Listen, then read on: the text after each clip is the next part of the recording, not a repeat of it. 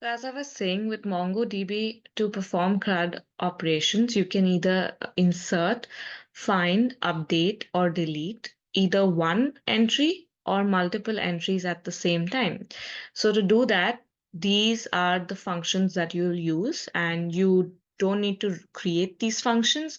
You already have access to the insert one, insert many functions, find one, and so on, because you have imported the MongoDB module and also installed it, right? So for that reason, we can go ahead and now add more functions to this collection and see what our database would look like with some information added to it and how we can perform the other actions. So let's start doing that. Once we have attempted to create a collection within our function, let's try to insert a single student's information. Okay, so our first function, let's say we're going to insert one. Okay, within here, we'll create a JSON object. So let's say var student equals to, we like keys and corresponding values. So let's say one of the keys is name. Okay, the name is Jane. And let's say her profession. I'm going to stick to this example so we don't get lost. So her profession is professor. Now, I know it's a little confusing, but maybe or maybe this is the profession that the student is trying to take up. She wants to be a professor, right? So this is all our information about Jane. We've created this particular student's object or JSON, JavaScript object notation. Now we will use the insert one function that's available to us because we've used this MongoDB module. We'll use that insert one function in order to insert that one JSON object to our database. And let's see if our collection exists, if we did our previous setup successfully. So await collection. Now, collection is not a function. It's this variable that has connected with our database and is trying to create a student collection, which is currently empty, but we are simply going to call this one variable. So you see, when we are trying to insert one object, okay, we are making a call to this collection variable. This collection variable is making a call to the client connection. The client connection is using the link provided along with this MongoDB class and establishing a connection. Okay, that connection is returned back here. If you think about it, the flow of events, first thing we did is establish a connection, and we are using that connection in our function. Once we have that, now we can create a place to store our JSON objects, which we're trying to do. And once we've done that, we can now call upon it and insert one, use the insert one function in order to add the student object that we just created to our database. So let's try to run the server.js file again. Okay, so I'm going to go to the run and debug option, run and debug, my terminal open. It did its task, and you see, I see the run and debug option again, which means it did what it needed to, and it ended the connection with our client at the end. I'm going to go back to my browser and refresh my cluster. And now you will see, now that we've tried to insert some information within our cluster, we have a student collection, and within that we have our JSON object or our document. And this has the name that we provided as well as the profession. This came from our connection. ID over here, as you can see, the MongoDB object ID is something which, again, every time you're working with databases, you have your Humber ID that's specific and unique to you. It's your identification on campus. Similarly, in MongoDB, even though we haven't assigned it, MongoDB will automatically give each entry their own unique ID, their own unique object ID, which we will get to using in just a second or maybe in the upcoming classes, if not now. I'm going to minimize the zoom setting. Okay. So by doing this, we successfully established a connection with our database and were able to insert one student's information. Now that's not enough. We can't have just one student. So let's try to insert many. Okay, so we'll create an array of multiple objects. Okay, so let's say var students, plural, equals to square brackets. Okay, because square brackets is what we use to, is what an array is essentially. Okay, within this, we'll create our different students objects. Okay, I'm just going to copy paste this structure so that we can reuse it.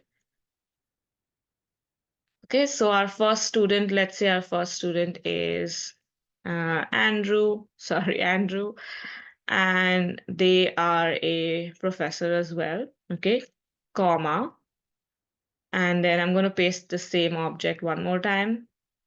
Okay, this way I'm just copy pasting and I'll change Jane's name to now Jack, and maybe Jack's profession is that he's a man typing. Okay, doctor. All right. Then if I want to add another object, I'll have another comma after my curly bracket closing. And I pasted Jane's information again. Let's change the last entry as well. The name is Lily, and let's say the profession is engineer. Okay. Now that we have our array of different objects, we can use the insert many function that is available to us to insert all of these objects to our database. So await, again, we'll call the same collection and we'll use the insert many function to push students to our database. Now, at this point, you'll notice how we are able to use this await keyword because our function has async in it. It's allowing our collection to establish so it's allowing our collection to establish a connection with our database. Okay, and that's how we're able to perform all of these functions. So let's try to add these three new users again. So I'm going to select my server.js file, run and debug. Okay, it's done. If I go back here and I try to refresh, you'll see that Jane was there earlier, but because I ran my code, Jane got added again. Okay, the insert many line, we did not comment it out. So Jane's information got added again. And we also have the three new students that we just added using the insert many function, right? So now that we've understood what happens, if we will run this server.js file again and again, right? So I'm going to comment out this insert one and insert many functions, these lines, just for now, because every time I try to run this code, when I'm trying to show you the find and update functions, every time these four students' information will again and again get added or inserted to our database. So to avoid that, I'll just comment out temporarily the function because it's done its job and I don't want it to happen again and again. Okay, so now that we've inserted one, we've inserted many. The next thing we have is let's find the information we have inserted. So let's say we have more than four students information and you need to fetch a particular student's information whose name is Lily perhaps. Okay, the way to do that is let's say this is find one. Okay, so how to do this find one function? I'm going to create a variable called person. So when we do find this information, I store it in this variable and we can display it however we choose to. Okay.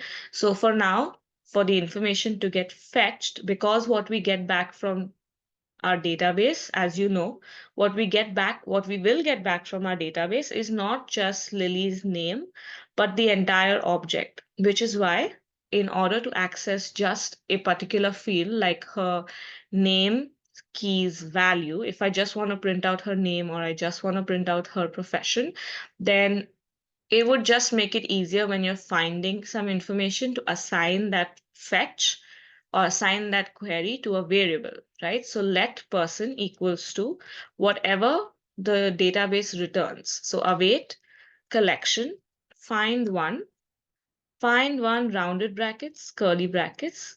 Okay, so find one from our collection, find a person whose name is Lily. Just make sure you're getting the brackets right, okay? So let person equals to await collection, find rounded brackets, And within curly brackets inside that, the person whose name is Lily, or the student whose name is Lily. Now, this entire object that we had just inserted into our database, this query will find it. Okay, sorry, this is supposed to be find one, but this query will find it, and this entire object that we sent to our database will now get stored in this variable called person. If so, if that happens successfully, and we don't want to print out the entire object, perhaps we just want to print out Lily is a and the profession, right? So in order to do that, I can console.log, okay, and using backticks. Okay, now make sure you're using backticks. This is your single inverted comma. We are not using this. We are using backticks, which is the option above your tab button. Okay, backticks. And now within this, we can type variables as well as our string. Okay, so I'm going to zoom in again just so it's read properly. Within your console log, or whenever you're using JavaScript, if you want to print out some variables value as well as some string along with it in your console log, then you must use backticks, which, if you observe correctly, is not the same as a single inverted comma. It's the option on your PC above your tab button. Okay, the sort of slanted a single inverted commas or single inverted looking commas. It's not the same. Make sure your VS Code colors look just like this if your theme is the same, or there is the proper difference when we type what we do, which is in order to call our variable, we'll have to use the $sign. Okay, inside that, after that, we have our curly brackets within which we'll call our person variable. Dot, now we can specify which key and value. Because we know our database, we know that the keys are name and profession, and the values are Lily and engineer. So if I want to print that out, I can say person.name, which should print out the word Lily, is a, and we can use another variable declaration. So $, curly brackets, and person dot profession. Okay, I'm going to open this a little more. For our given object that we are fetching from our database using the find one function, where we are specifying that the student's name is Lily, we are trying to console log that her name as well as her profession. So using backticks and console log, we use this variable declaration $sign with curly brackets within which we specify that for this person that we've gotten from our database, print out their key name and their key profession. So I'm going to save this, and when I run this code, I'll zoom out a little bit. Okay, so I can see the run and debug option. And when you do so, let me open the terminal. But when you do so, okay, when you open your terminal, this might open. We'll go to the debug console to see our console log. But in here, you can see that our code has successfully fetched information about that one student whose name was Lily and printed out this console log message accordingly, that Lily is a engineer. Okay. What if we want to find multiple entries, not just one? Okay, in that case, we won't use the find many function, that doesn't exist, but we will use the find word all by itself. Okay, so you need to make sure you're getting the function names right. We have insert many, find one, sorry, insert one, was it? Yeah, insert one, insert many, find one, and we don't have find many, we have find. Okay, so let's say, for example, now I want to get every student whose profession is set to be professor. Okay, so let professors, plural, let professors equal to await collection dot find. Our function is called find. So within our collection, find all the entries, surrounded brackets, curly brackets. Within that, we'll specify all the people whose profession is professors. Let's make sure we haven't made an issue. Yeah, professor singular, else both of these won't get printed out. We need to make sure we've written our professions correctly and inserted it to our database. So now when we try to find multiple, we can print out that from our collection, find all the entries of the students whose profession is set to be professor. Okay, now if I save this, try to run our server code again. Oh, my bad. Run and debug. In our terminal, inside our debug console, we have an error. I mean, we've not, okay.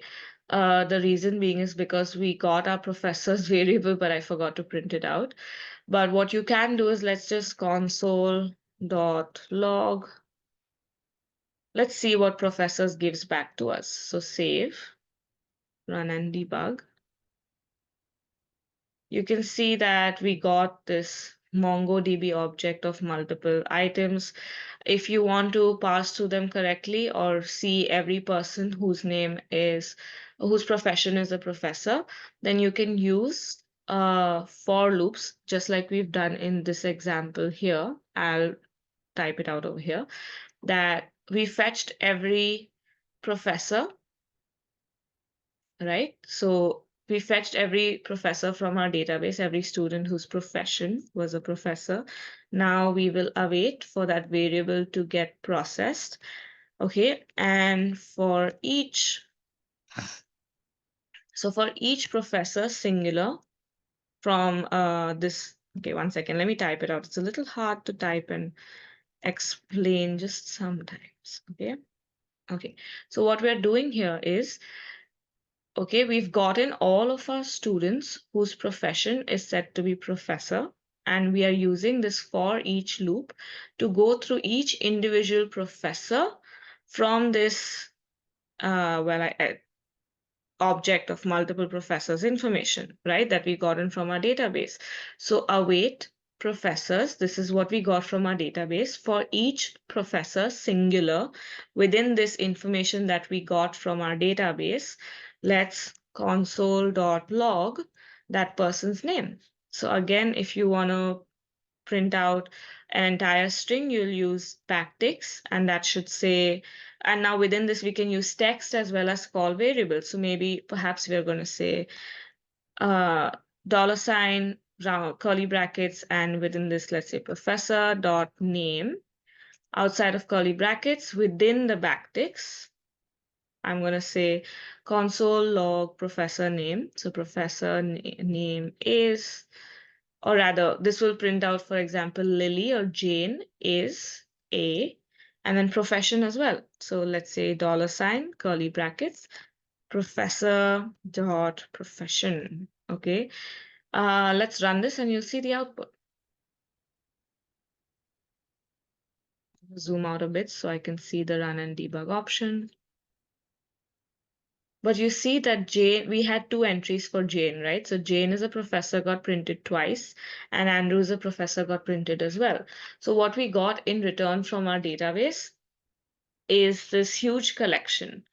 Okay, and if you want to traverse through this collection to see each individual object's information before our client's connection is closed. So what was happening earlier is that we are getting some information. We are finding every person whose profession is professor, but instead of waiting till we've printed out every professor's object information, before that, itself, our client close was taking place. So if I were to comment this out for now, run and debug, and maybe just console log professors, what was happening is run and debug. It's trying to, over here, it's trying to proceed before the actual information has come from our database. So the way to fix that and to display everything a little neater is using the await keyword to get each of our professors' information. And for each of them, we'll print out their name and profession, and we won't proceed to end the connection with our client until this action has taken place. Okay, so run and debug. When you do so, you see all of your students whose profession is that of a professor. So that's how you can find one, find many, insert one, insert many. The other thing is update and delete. So let's quickly go through those as well. If you want to update one entry, the way to do that is using the update one keyword. All right. So similar to kind of similar to insert one, you'd use the await keyword. Now in this case, you are not so in when you're finding information, you do want to print it out. So it makes sense to store that value in a variable. When you're just trying to update an entry, we don't need to assign it to a variable like we did with the professors. We just want our collection to update one single entry for now, and which entry we need to specify within rounded brackets. So the entry where the student's name was Lily, let's change Lily's profession. Okay, so we are using the update one function to get the user whose name was Lily. Okay, so that goes within curly brackets, then comma, another set of curly brackets. And here you need to specify what's the information that you want to set. So let's say Lily got a promotion. What was she? She was an engineer. Maybe let's give her the title of a senior engineer.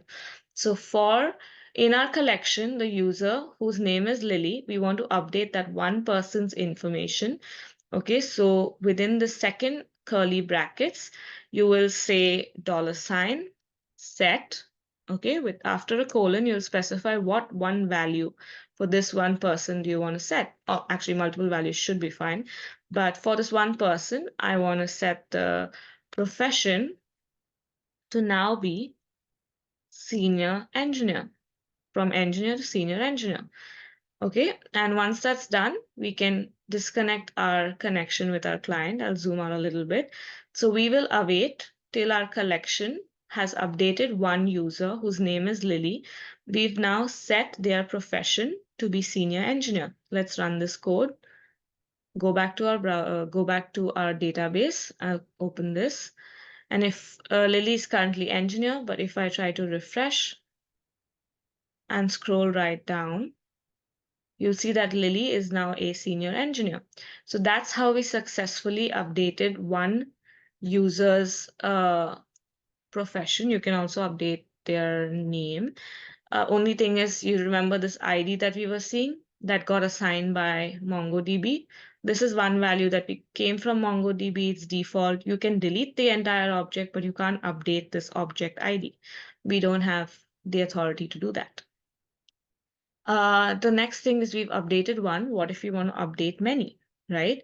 So perhaps in our database, we entered the professor's title incorrect. We don't have professors. Maybe all of our professors are actually associate professors. So in that case, we'll await collection dot update many, not insert, update many. Within your rounded brackets, I will specify first parameter, which is what do we want to whose or what kind of people's data do we want to update. And then the second curly bracket will have the value, the updated value. So in the first curly bracket, I will specify that I want to update every person every person's information whose profession is professor. Okay, and what I want to do is change. So I want to set every person whose profession is professor. I want to change that value. Okay, from sorry, not professors. Okay, I want to set within curly brackets. I'll specify that I want to change their profession. All right, so I want to change their profession to associate professor. Okay, so as you remember, we have 3 associate professors. So this query might not work once this update has taken place because we are no longer searching for people whose find value for profession is professor. We're changing that. Okay, so don't worry about it. Save, run and debug our code. And if we go back to our browser, you'll see that Andrew and Jane are currently professors. If you simply refresh, their values have now been changed to being an associate professor, all 3 of them. So that's how we manage to insert, find, and update single as well as multiple values. Lastly, real quick, let's see how we can delete one and delete multiple values real quick. So let's say we want to delete one. Okay, the way to do that is, again, we just want some modification to happen on the database side. We don't necessarily want to print out the value that's being deleted. And so we don't need to store it in a variable. Simply await collection.delete one functionality, within which you specify which user's information do you want to delete. So maybe the person whose name is Jane. We do have two Janes, so actually that might be a problem.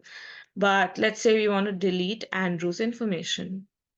Okay, save, run and debug, go back to our database. You'll see that there once was an Andrew.